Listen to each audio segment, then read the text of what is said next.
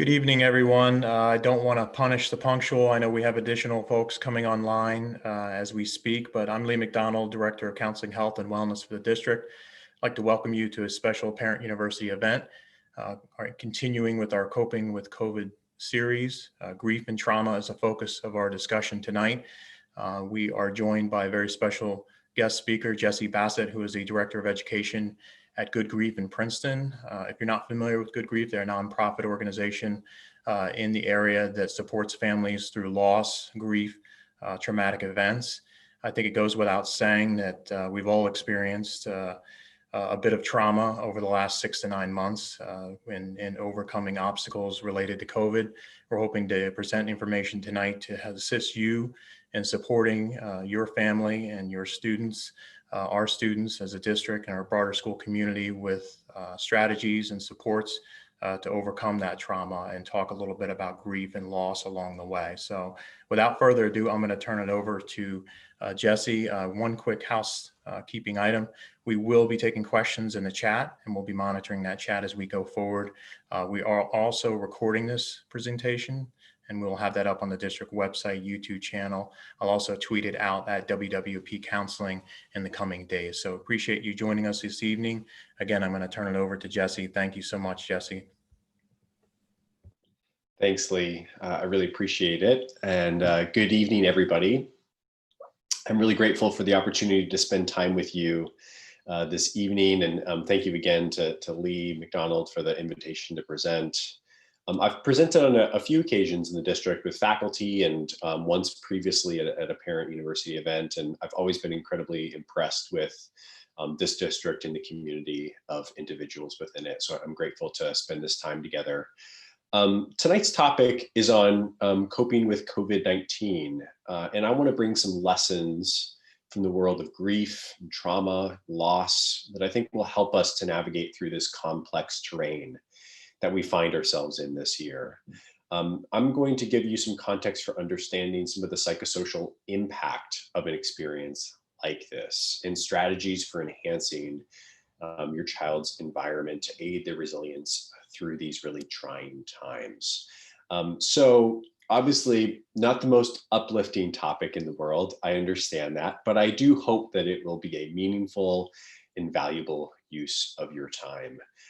To kind of get things started, I'm wondering if people would be willing to just type into the chat, put in your name and how old your kids are. You could put their age or the grade that they're in, just so I kind of have a sense of who's here and how old are your kids. That'll help me just to kind of contextualize some of the discussion tonight.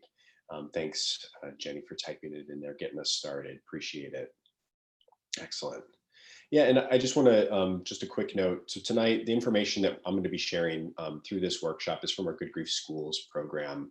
For those of you who are new to us, Good Grief Schools is a program that teaches resiliency for kids K through 12 through SEL programs, grief support groups, and other things as well. And tonight is a parent education workshop out of that program. So tonight, what I would like to do is describe the stress, uncertainty, and loss that has been experienced this year due to COVID-19, explain the impact of traumatic experiences and heightened stress on behaviors, learning, and well-being, and then share 3 concrete parenting strategies for helping your child to manage their stress and build resilience through this school year. Again, I know that this is a challenging topic, and there may be some things tonight. We're not going to go into a lot of details around different kinds of loss or trauma, but there may be some things tonight that bring up some things for you. I would just ask you to be mindful of that and to take care of yourselves. If you need to log off for a minute, that's totally fine. Like Lee said, this is being recorded. So just take care of yourself and go at it the pace that is right for you. All right, so let's go ahead and dive in. 2020 has been a challenging year, to say the least. As we all know, this has been going on much longer than any of us really anticipated. The death toll, loss, ensuing grief and trauma continues to rise. Jobs continue to be lost. Businesses continue to close down. Many of us have been living day to day, waiting for the next bad news to roll in. It's also been a year of constant change. COVID-19 has created one of the most fluid set of circumstances that most of us have experienced in our lifetimes. This has been highlighted most significantly in the recent planning that's been going on in schools with returning and going back, and all the different ways that that has had to shift and change due to the daily changing circumstances that we've found ourselves in. So it's been difficult to find a sense of grounding amidst a very chaotic year. There's also a lot of ongoing uncertainty. There is this ever-present reality that the virus is not going away anytime soon. So a lot of change and a lot of uncertainty in our lives. How do we cope in times of uncertainty? How do we practice healthy self-care? This will be part of our topic for discussion tonight. So tonight, I'm going to dive into how these set of circumstances enact a series of responses like stress and trauma and bereavement, and what we can learn from those experiences. So I just want to start by defining trauma and traumatic experiences for those of us who might be new to this conversation. And if you would, just type into the chat, how would you define trauma? How would you define loss and trauma? Let's see what ideas we can get in there.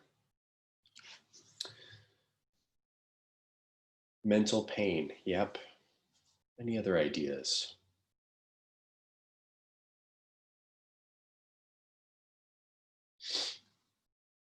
Sudden loss, yep. Any other ideas? And again, if you want to just type it into the chat, that would be great. Any ideas that you might have?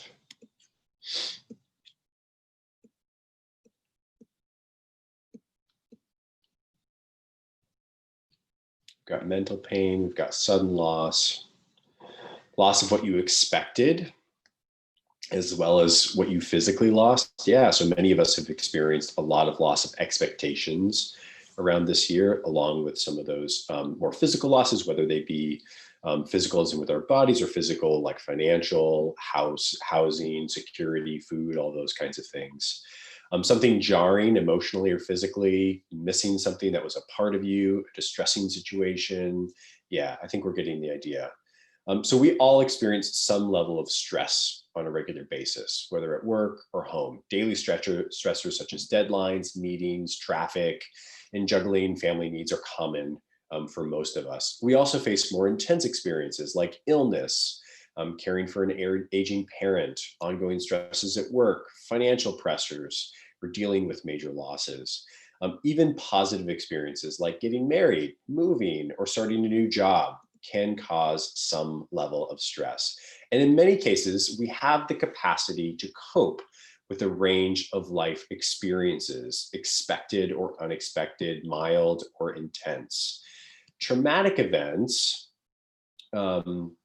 refer to an event or series of events or set of circumstances that is expected an individual physically or emotionally harmful or life-threatening, and that has lasting adverse effects. Really important with trauma. Traumatic experiences are ones that they tend to overwhelm our ability to cope with a particular stressor. And this is where we start to get into the differences between positive stressful experience and chronic or toxic stressful experiences. And we'll talk about more of that in a second. So traumatic experiences, they come in many forms, ranging from one-time events or even generational ones, such as racial oppression. So we'll dive into this a little bit more fully. There are many different adversities or losses that can cause trauma in our lives. Things like addiction, abuse, loss of home or moving, broken relationships or divorce, physical and mental health diagnoses, a loss of safety, security, and innocence, domestic violence, incarceration, death, poverty, neglect, family separation, and as I mentioned, racism, oppression, and others. Things like natural disasters, accidents, wars, or even times of a pandemic. Important to note that these are not all necessarily traumatic experiences, but they are potentially traumatic. One individual could be exposed to one or more of these and not experience trauma reactions, while others can, even within the same family unit. We all experience, process, and respond to these experiences very differently as distinct persons. So some statistics, and this comes through the Adverse Childhood Experiences study that was done by the Center for Disease Control and Prevention. When combined, 75% of kids will face one of these hardships or more by the age of 20. And 80% of children who are exposed to one of these adversities or more, 80% of children who live with one of these adversities will be exposed to at least one more. And 50% of kids who grew up with one of these experiences will be exposed to 3 or more. So childhood adversity has a way of piling up in an individual's life. And if it ever feels like the world can be an unfair place, that some kids and adults just seem to have the world bent against them and everything seems to always be going poorly for them, the statistics would show that that's actually fairly accurate, that when we are exposed to one of these adversities, we're more than likely to be exposed to others as well. And what we see is the lasting effects of these kinds of adversities in our lives are kind of, the effects become worse when we're exposed to multiple of them, especially when we get to 3, 4, or more of these adversities. And to understand how these things impact us and this trauma response, we need to talk about stress. So the brain has a built-in alarm system, let's call it an alarm system, that's designed to detect a potential threat and help the body to respond quickly and effectively to keep us safe. This is an automated process. You don't have to think about it for it to kick in, it just happens. In fact, you can't really stop it from happening, but you can learn to manage it, as we'll see in a little bit. So how this happens, when we're exposed to a threat or a series of threats, the brain instantaneously responds. Step 1, the limbic system, it's the part of the brain that's responsible for our emotional responses. This is the region that first senses a threat and sounds the alarm. And it sends a message to our body to react. And again, this happens automatically at an unconscious level. So if you hear a loud noise, or you're taking a walk on the road and a car zooms by you, you immediately jump before you even know whether you are in danger. And it's going to be really important to remember this later when we talk about some of the behavioral responses, that this is an automated response. We react first and think second. So step 2, the part of our brain called the frontal lobe, this is the thinking part of our brain, assesses the situation to see whether the danger is real or just a false alarm. And if the thinking part of our brain confirms that the threat is real, then it temporarily goes offline. And the emotional part of our brain takes over and starts what is called the fight or flight response. So hormones, including adrenaline and cortisol, are released into the body. And that, in effect, increases heart rate, blood pressure, and lung capacity. And when neither fighting or fleeing is an option in the moment, we may freeze or shut down during a threatening situation. So then what happens is, once the threat is past, the thinking part of our brain helps to shut off the alarm, and the body puts on the brakes and allows us to calm down and go back to balance. The body kind of resets back to its normal baseline. Now, notice we need the thinking part of our brain to do that. So what happens if this event never passes? So this is what happens with positive stressful events. So things like tests, the first day of school, etc. So long-term stressors, the things that I mentioned previously, just go back to this slide, all these adversities, and this season of adversity and stress that we have found ourselves in. Long-term stressors manifest themselves very differently. This is called chronic or toxic stress. Again, death, divorce, abuse, neglect, exposure to violence, other adversities can bring this about. Once again, there's a threatening event. The body, the brain responds the same way it did before. There's this physiological response where the thinking part of our brain goes offline, the emotional part of our brain takes over releases these hormones. But what happens with these chronic or stressful events is that the body fails to reset. What does this mean? Practically speaking, it means that this individual will have a heightened limbic system that is constantly in a state of detecting threats, constantly on the lookout for danger. It means that this individual will live with a slightly higher heart rate and blood pressure. And it means that this individual will have dampened reasoning and regulation capacities because the thinking part of our brain has been hijacked as a result of this ongoing threat. So this is from the Center on the Developing Child at Harvard University. I love this image that they shared. Toxic stress, chronic stress has been likened to excessive activation. This idea of if you were to push the pedal in your car for weeks at a time, you could imagine the effect, that the negative effect that it would have on your car engine. In a similar way, when we live in this heightened state of stress, it really does a lot of damage to our minds and bodies and behaviors. So let's talk about what some of that response looks like. Every child, every individual responds to these stressful events very differently. Lots of different factors play into how an individual responds. The quality of the relationship with their parent or caregiver, quality of social supports in places like schools, their emotion understanding, their cultural traditions and practices, previous exposure to crisis, religious traditions and beliefs, among many others. So again, every single person responds very differently. Our responses to trauma, grief, loss are inherently subjective. One event that is traumatic for you might not necessarily be traumatic for another person. Let's talk about now how this impacts behavior. And to think about this, I have a question for us that, again, we can type into the chat. How does stress impact your behavior? How do you tend to respond? And I'm not talking about how do you cope. I'm asking, how does stress affect how you behave before you start coping with that stress? And if you can, just type it into the chat, any ideas that you have. How does stress impact your behavior?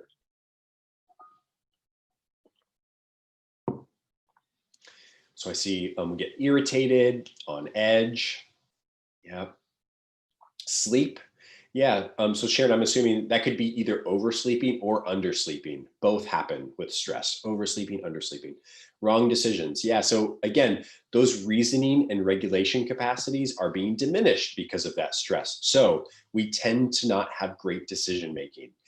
Irritability, loss of sleep, in a panic and without logical thought. Yeah. Worry or anxious. So again, I hope that we're seeing what's happening is that part of our brain, again, the emotional part of our brain, that limbic system, is taking over, and it's dampening our frontal lobes, which are responsible for those reasoning and regulation processes. That's why we have difficulty making good decisions. It's why we have difficulty even like making the good decision to go to sleep at night when we should be. We might, overeat or eat foods that are unhealthy for us, or withdraw, or do lots of things that we know aren't good for us, but we're living in this heightened state of stress.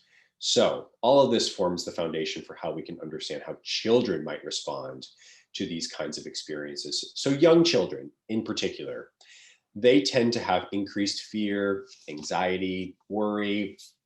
They tend to have changes in sleeping and eating patterns, difficulty separating from their caregivers. So you might see this where, during this pandemic, there was a period of time where your kids were at home the whole time, and maybe you're trying to go back to school, childcare, or you tried to leave them with a babysitter or family or something like that, and they've become really attached to you. Part of that is part of kind of a natural childhood development, but there is also this aspect of they could be, because of the stress that they've been experiencing, having difficulty separating from their caregiver. We will see also like regress behavior, so losing sleep, speech, wetting the bed, and even things like some thumb sucking, as something that a lot of kids return to when, again, the stressor is overpowering their coping capabilities. So with Common behavior changes with like school age children, a lot of the same ones: fear and anxiety, worry and nervousness, feelings of guilt, shame, self-blame. We see that especially with things like neglect and abuse, headaches and stomach aches, nightmares, disrupted sleep, difficulty concentrating, angry outbursts, aggression, withdrawal. Again, all things that we've named about ourselves also happen with kids. For adolescents, they also may experience a great deal of fear, anxiety, and concern about the traumatic event and how others will view them after that experience. They may feel some shame and guilt or responsibility or embarrassment. They may also withdraw from family, peers, and activities and avoid reminders of that event. Teenagers do tend to, as we know, this is like normal teenage behavior, they do tend to have more intense mood swings. We tend to see some drops in performance in school because of those diminished reasoning, regulation capacities, so difficulty concentrating and those kinds of things. And something that is more unique to adolescents and teens is they do tend to engage in more increased risk-taking behavior. So in things like alcohol and drug use, sexual behaviors, self-harm, etc. Again, the dampening of those reasoning and regulation skills is a big part of that. So let's talk about its impact on learning. So all this should feel fairly obvious at this point, given how we've kind of teed this up. But when we go through really traumatic or stressful experiences, kids will have difficulty concentrating in school. So if they are just, constantly living with a lot of stress, they're going to have a hard time focusing on math or science or any of those important subjects during that time, especially if they don't have some good coping strategies in place. Difficulty retaining or processing information, overly reactive to situations in a way that's not reflective of the reality of that situation. So they might, not score well on an exam or on an assignment, and you might just see them like react really strongly in a way that's surprising to you. That might be a sign that they are just really overly stressed with a lot of things that are going on in their lives. And this is an interesting statistics, again, from the Adverse Childhood Experiences study. A student with 6 or more ACEs has a near 100% chance of being diagnosed with a learning disability. So again, this is to show that kind of lasting effect of these kinds of experience in the lives of our kids really trickles out in a lot of different ways. All right, a couple last things before we get into some parenting strategies. Oh, great question. Thank you. What is ACE? So ACE stands for Adverse Childhood Experiences. Sorry that I didn't explain that. Thank you for asking that question. Adverse Childhood Experiences. And if you're interested in looking it up, I have all of the references in here. Maybe I can copy and paste it in there. No, but you can see there at the bottom, if you go to the CDC, look up Adverse Childhood Experiences Study, there's some great resources on their website, as well as on this website at the Center on the Developing Child at Harvard University. They've got some great resources on toxic stress, resilience, some great videos and things like that, that if you're interested in learning more about adverse childhood experiences, trauma, toxic stress, and how to build resilience. Those would be the top 2 that I would recommend to you. All right. I love this quote. This is from a book on trauma that I read recently. And the author said, most human suffering is related to love and loss. So my goal for us tonight is to help our children to acknowledge, experience, and bear the reality of life with all its joys and sorrows. I think one of the roles that we have as parents is to help our children understand that life is filled with both joy and sorrow. I know I'm a parent. I would really love for my kids to be raised in a world where they never experience pain, they never experience sorrow, where I can keep their childhood innocence for forever. But as we all know, the reality of the world is very different than that. And we need to kind of bring them along at an age-appropriate way to help them to understand these tougher realities of life, that life is filled with both joy and sorrow. And we as human beings, we experience deeper suffering when we are not able to be honest with ourselves and with others about the pain that we are experiencing. People can't get better and thrive without being allowed to acknowledge and fully feel the complexity of their loss as manifested in their brains and in their bodies. Only then can we reclaim a sense of agency and fully take charge of our lives once again. And in many ways, this year in 2020 has been a year where our agency, our sense of control, our sense of safety has been taken from us. Also, our patience in trying to wait out this pandemic and figure out how we move forward. So, my goal for us in this next half of this presentation is to give you just 3 simple strategies that I think will help you to do these things, help you to connect with your kids in a really meaningful way, help you to hear from them about the stress, the loss, the grief that they have been experiencing this year, and help you to equip them with some tools, some strategies that will help them to navigate through this really complex terrain. And I love this quote from the psychologist Ashley Warner. She said, "Beneath every behavior is a feeling. Beneath every feeling is a need. And when we meet that need, rather than focus on the behavior, we begin to deal with the cause and not the symptom." So many of us parents here tonight, we may be seeing lots of behaviors from our kids this year that are unusual, exacerbated because of all the different stress that we've been experiencing. And at times, I've experienced this myself. I lose my patience. I lose my perspective.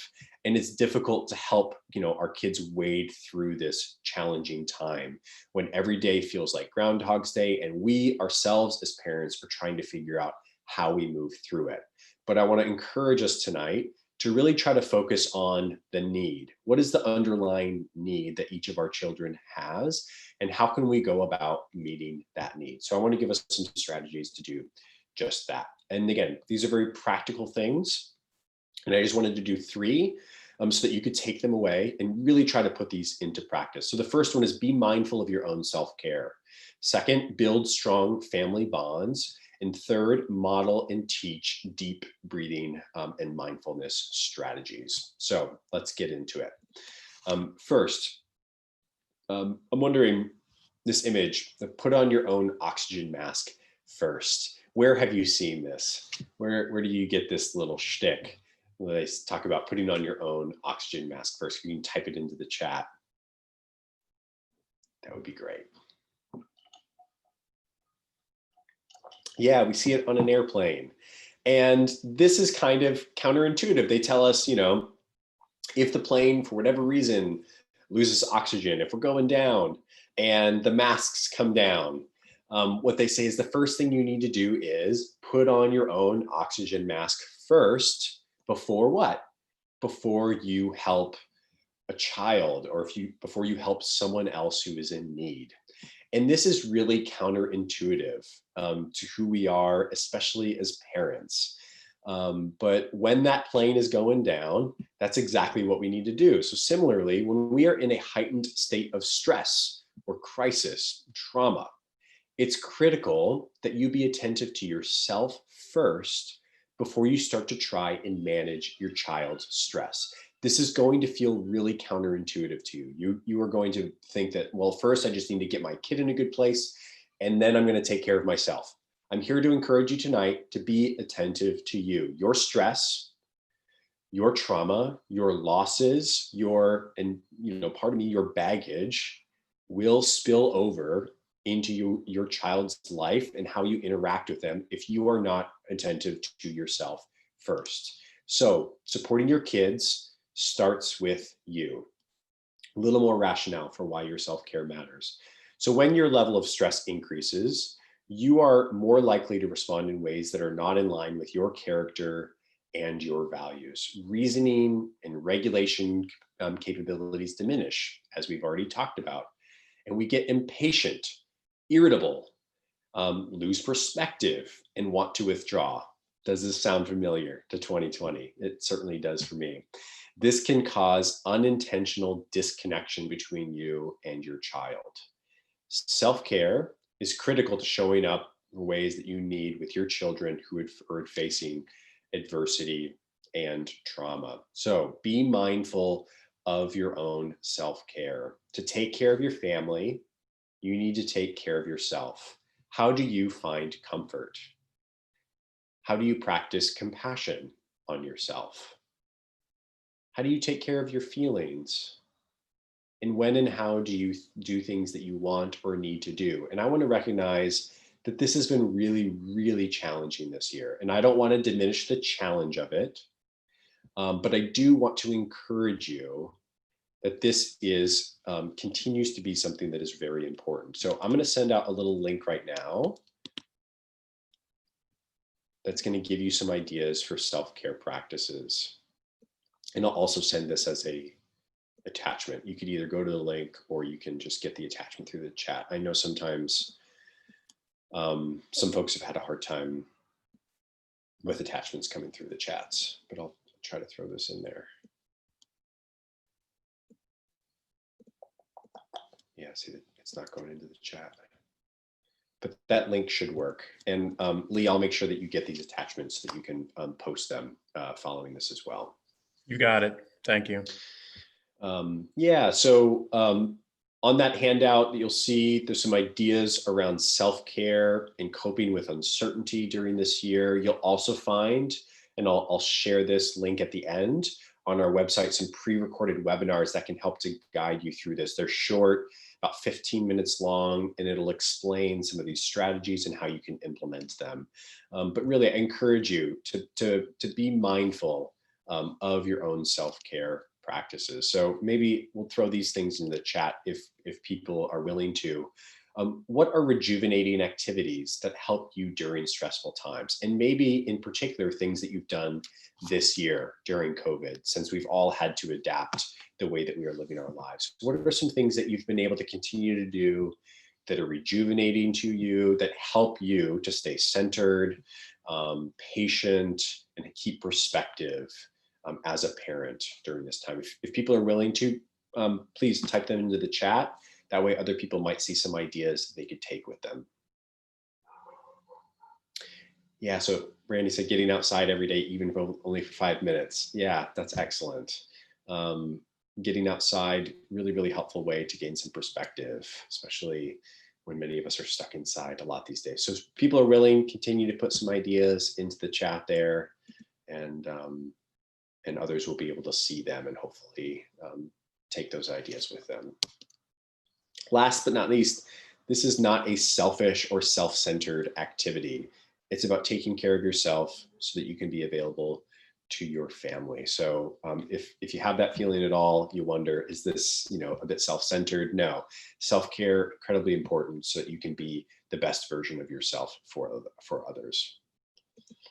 All right, my second tip for us is to build strong family bonds. So the clearest predictor of how a child will adapt to adversity in their lives is the health of the parent caregiver-child relationship in their home. It is the #1 factor across multiple studies in multiple fields. It shows that this is the most important factor for determining whether or not a child responds with resilience, the amount of supportive caregiving relationships that surround them and the quality of those relationships.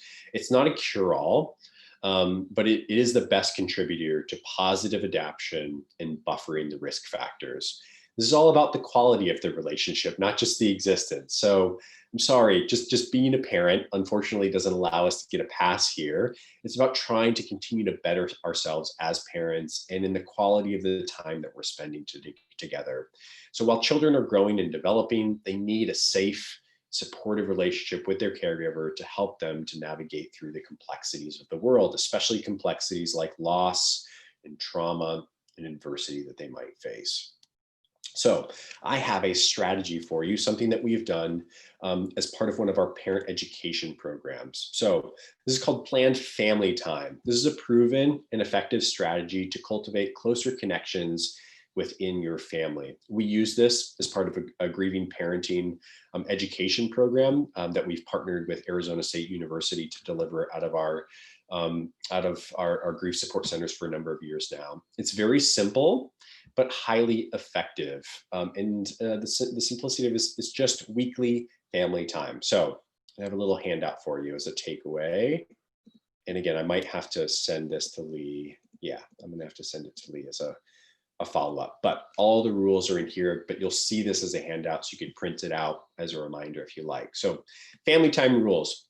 Family time needs to be planned in advance, once a week, every week. It needs to be a family tradition, just your family. So the people who live with you, not friends, not relatives, not neighbors, just your family. So when you're planning it, your child might say, well, can my friend be a part of it? Or can we bring this person or that person? No.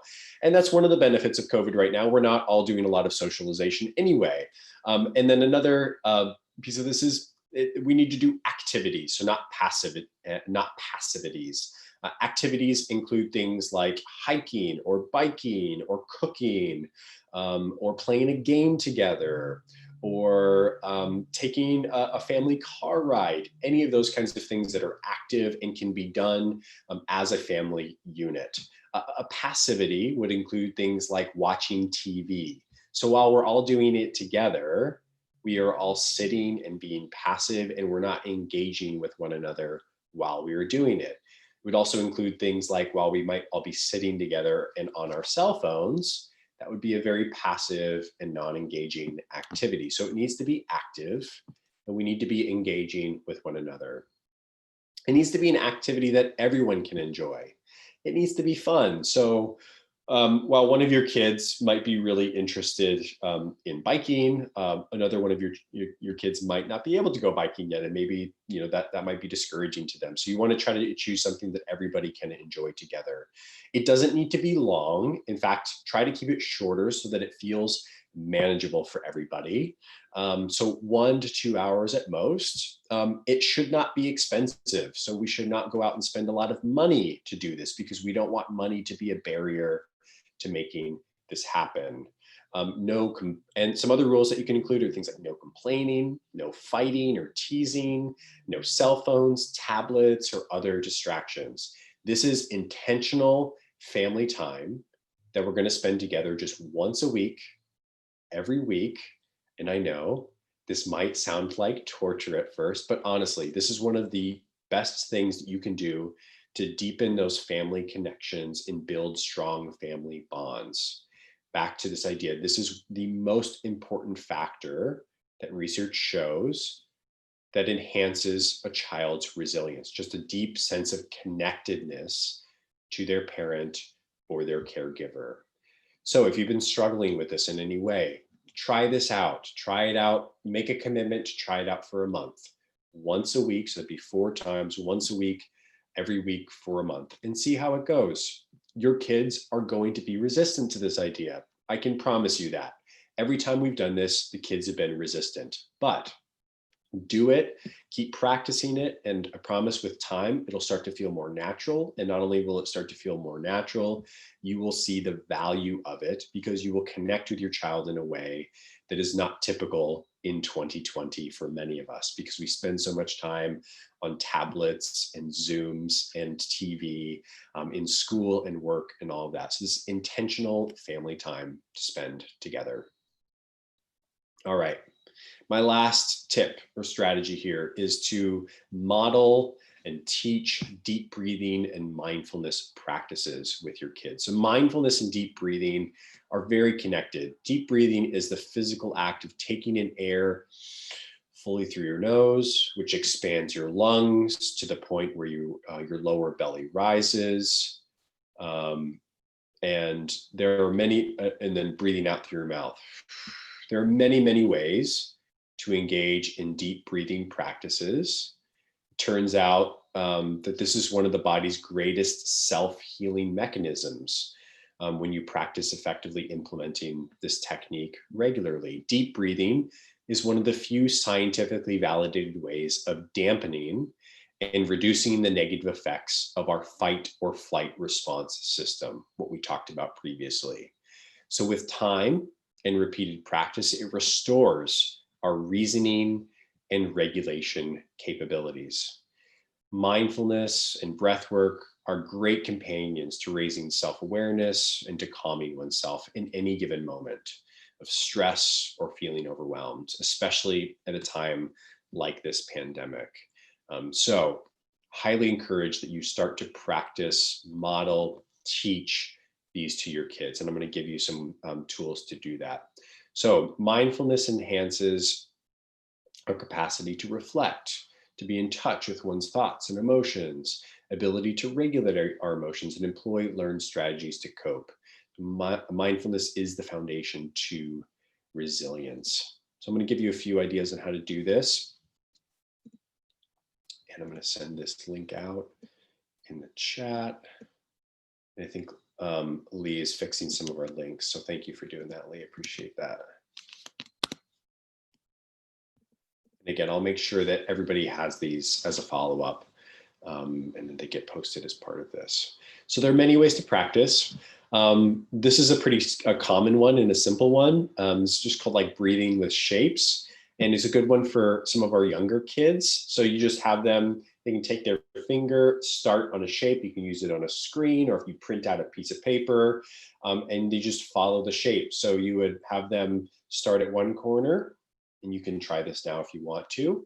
You would breathe in through your mouth, or in through your nose and out through your mouth. So in through your nose for a count of 3. And hold for 3. And then out 3. In for 3. Hold for 3. Out for 3. And you just do that repeatedly for 20 seconds, 30 seconds, and you can continue to do that more and more over time with practice. But breathing with shapes, great way to just calm some of those big, strong emotions and stress that we might be feeling. The next one is square breathing. Again, same idea, but you'd hold for 4. You'd breathe in for 4, hold for 4, breathe out for 4, etc. on repeat. Another really good one for younger kids, but also for older kids too, is just to lay on the ground.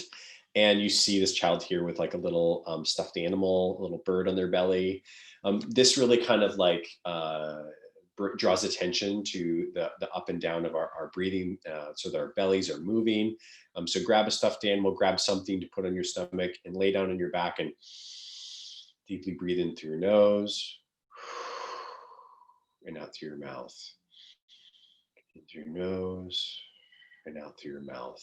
And you can invite your child to lay still, to close their eyes, and just to try to clear their minds. And they're going to have lots of different thoughts and that are intrusive come in, but with practice, we can learn to do deep breathing and mindfulness and really gain a sense of clarity.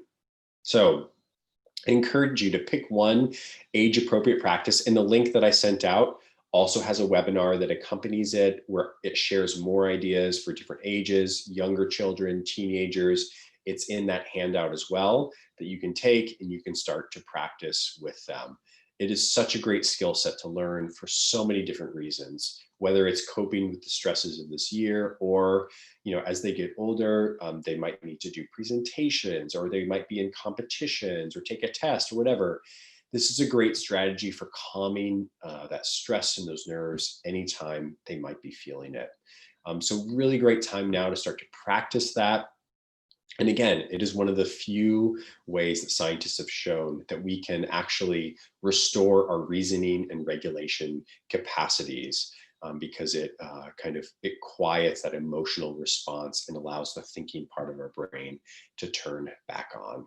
So pick one, practice it, and then practice, practice, practice. It's going to take some practice for them to get used to it, and then to start to draw those connections between feeling that stress and employing this strategy. But with time, they will be able to do it. So with that, I'm just going to do a quick review. I'm going to leave some time for some questions, and then I'll share at the end where you can find some additional resources. So this year, it's been filled with a lot of stress uncertainty, and loss. And many of our children have experienced a heightened state of continuous stress that can have lasting effects on behavior, learning, and well-being. Our reasoning and regulation capacities are often diminished as a result of these experiences, but we can help our children to learn to hold both the joys and the sorrows in their lives and help them to navigate through stressful circumstances by engaging in healthy self-care practices, building strong family bonds, and modeling and teaching mindfulness and deep breathing techniques. So with that, I'm going to pause and I'm just going to invite any questions that people might have. And we're going to try to keep most of the questions that I address related to this presentation or something closely connected to the work that I do. If you have some questions that are specific to the district, then I'm going to refer you to Lee, and Lee might want to answer those either now or as a follow-up. But yeah, I'd invite any questions that people have. See what is coming up for people. Oh, I'm seeing a question in the Q&A about, are there free community support available for parents in general and single parents in particular?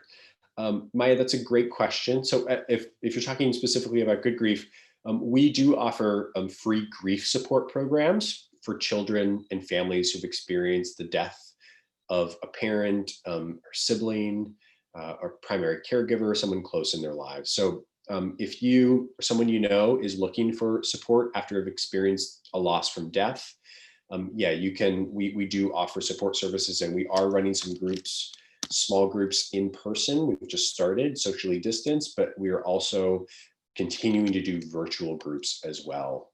I'm just going to type this into the chat. You can check it out on our website, good-grief.org. You can find all of that information.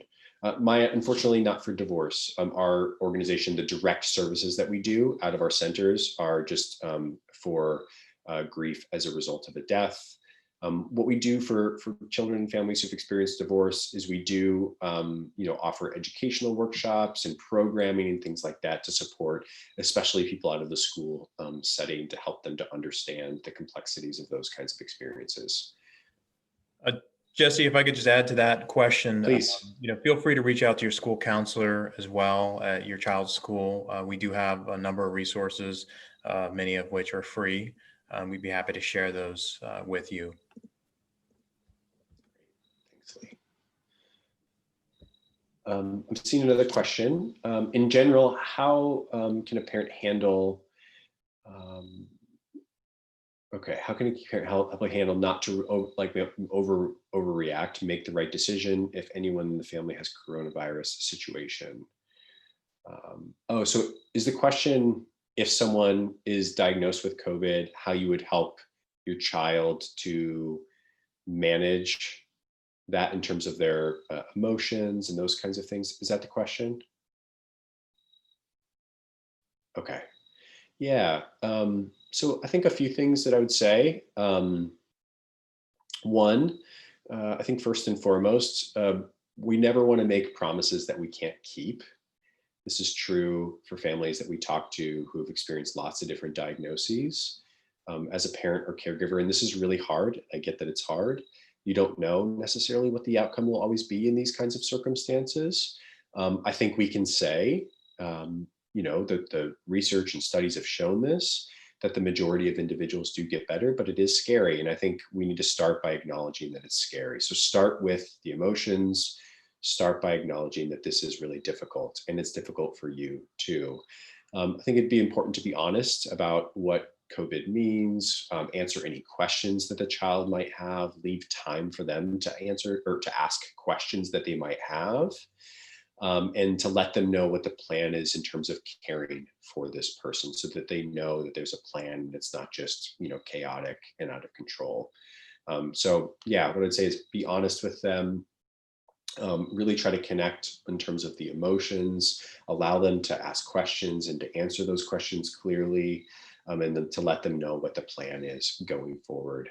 And then Rajesh, what I would say is just continue to check in with your kids too during that time, that this is an ongoing conversation to see how they are coping. Pay attention to any behaviors that might be coming up, changes in sleeping patterns or eating and those kinds of things, because those might be signs that they're not coping with it particularly well. And Jesse, I would add to that. I mean, of course, heeding the advice of your primary care physician, but Yeah, also school nurses are great resources as well. That can that's talk awesome. to you about, kind of just how to manage that within your household, keeping everybody safe as possible, but also walking you kind of through that process, best practices, which I think will help, educate you and alleviate that. Some of the concerns with your family. So feel free to reach out to them as well. Yeah. I'm seeing a question from Brandy about any particular recommendations for families as we approach the holiday season, given that many traditions may look or feel different this year. Yeah, Brandy, that's a great question. This is one that we talk about a lot at Good Grief in terms of holiday traditions and rituals and things like that, especially for families who've experienced loss.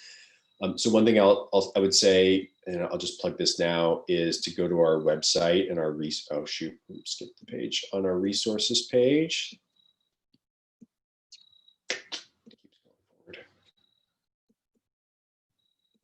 There we go. So go to our website on our resources page, and I'll type this into the chat. We have some great resources around holidays and holiday traditions and navigating through the holidays, especially if you've experienced some grief and loss. But if it's just in general, I think the lessons that we learned from loss with the change in holiday traditions is about empowering your kids and your kids' voices to be active in that planning process. So I think acknowledging upfront that it's going to look and feel different, and then talking together about a plan. So what would make for a meaningful holiday together, given that it's not going to look the same like it used to? How can we as a family continue to do something that is filled with joy and meaning in the time that we do have together? So yeah, I would say empower your kids in the decision-making process. Think about creative ways to share memories of past holidays that were really meaningful. And then I guess the last thing I would say is the holidays are a time where we, think a lot about the things that we're grateful for. And gratitude is, the practice of gratitude has been shown as a great kind of way to build resiliency in times of stress. So it might be a time where you infuse like a new family tradition of sharing gratitudes around meals or things like that.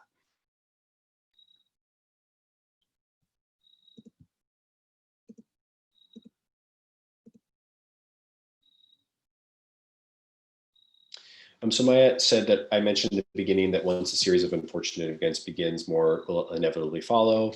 Besides deep breathing, is there a practical way to break that cycle? Maya, that's a great question. That's a very complicated question. I think one thing I'd want to clarify is, while statistically it is more likely that an individual who's experienced one or more of these will experience multiple of them, that has to do with a lot of different factors. It's not necessarily the case that just because you've experienced one, that you will necessarily have others.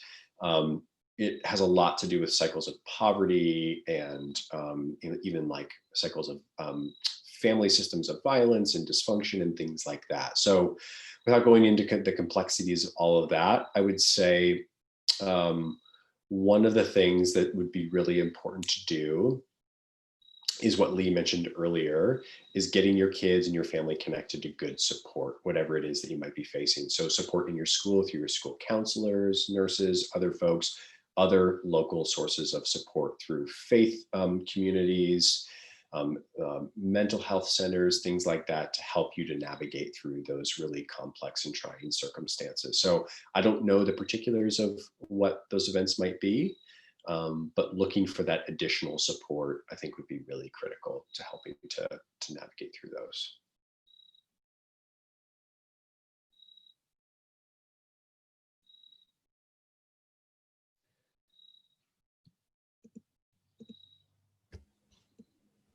I Have think you seen that's, any other questions? I think that's all of them. yeah, I do not. Certainly, if there are additional questions, once we conclude tonight's presentation, by all means, feel free to reach out to us, myself, or Jesse at Good Grief. Yeah. We'd be happy to support you through this. We recognize that this is traumatic for all of us, as I said before, and this is certainly unusual times and circumstances. You know, as a district, be it our school counselors, our nurses, our teachers, our staff, we're here to support you and work through any adverse experiences that you're having as a family, and certainly your children. So don't hesitate to reach out. Jesse, I really appreciate you joining us this evening. Excellent presentation. For the good of the group, as I said before, we will post this on the district website under our parent university link, which you can find under the counseling page. I'll also make sure it's posted to our social media accounts in the coming days, and you can watch it and certainly share it as appropriate. So again, thank you. Be well, stay safe. Thank you again, Jesse, and have a great night, everybody. Thanks, Lee. Have a good night, everybody. Good night.